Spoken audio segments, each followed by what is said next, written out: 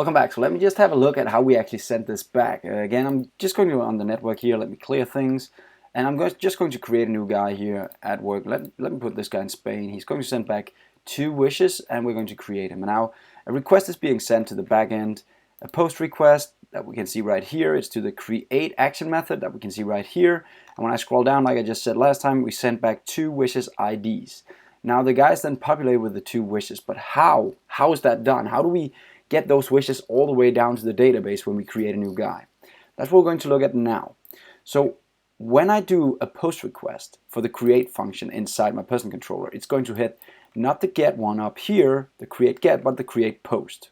Now the post is pretty complex. We have the bind thing right here, and that's kind of guarding us. I talked about that earlier. This kind of guards us about what things you can send back in the request. So it decides which of these we're going to use. And in my case, I want to use everything, right?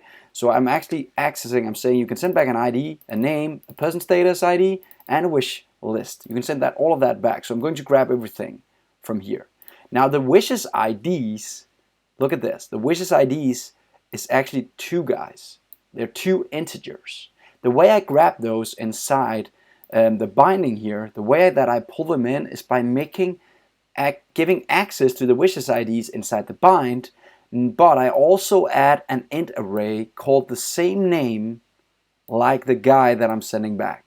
And automatically the framework figures out, okay, I create an int array and I add the first wish IDs and then the second wish ID. So I end up having an array of int values for each of these guys. So let me just put a breakpoint and try and do it again just to show you what it actually ends up with. I'm going to go in and create again, create new. I'm going to say something here. I'm going to add work, and I'm going to add, this time let's just add them all. I'm going to say create. I'm going to hit the backend. Now automatically the framework populate the wishes IDs with all the 4 different integer values. Very simple. Thanks for the help.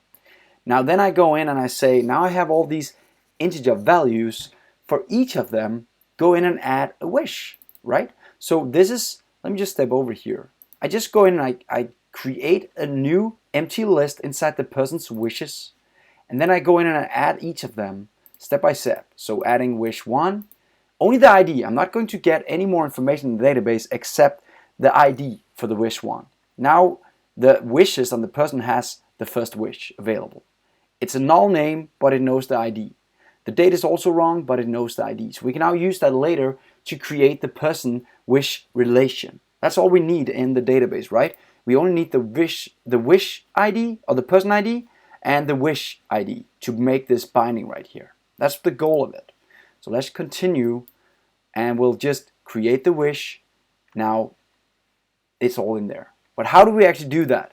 Well, we start by, like I just showed you, adding all the wishes, and then we use the create function inside the person manager. So I made a change there as well. Let's go into the create function inside the person manager and see what we actually did there to create an actual person with all his wishes. Well, it hasn't changed that much. The only thing we changed is actually this for each loop right here. I went and I said each wish that's coming from the outside did not change. It's unchanged. So the wish itself is unchanged. It's only the relation that's been changed when I add the person.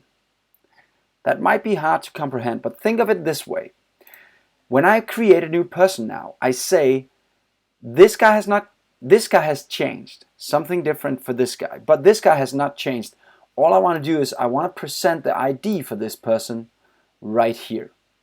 Right? So that's what I'm doing. I'm saying for each wish that this person is sending over when I create him, make sure that it knows that the entity framework knows that the state of the wish is unchanged.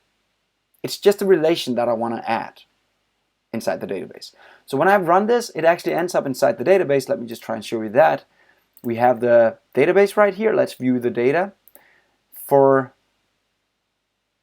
the different tables here. So the person wishes table, let's try and open that, view the data. All it does is it creates for the new person that's with the person ID of 8, it creates the wish ID of 1. It also creates the wish ID of 2, creates the wish ID of 3, and the wish ID of 4. But it did not change anything inside the wishes table. There's still just 4 people.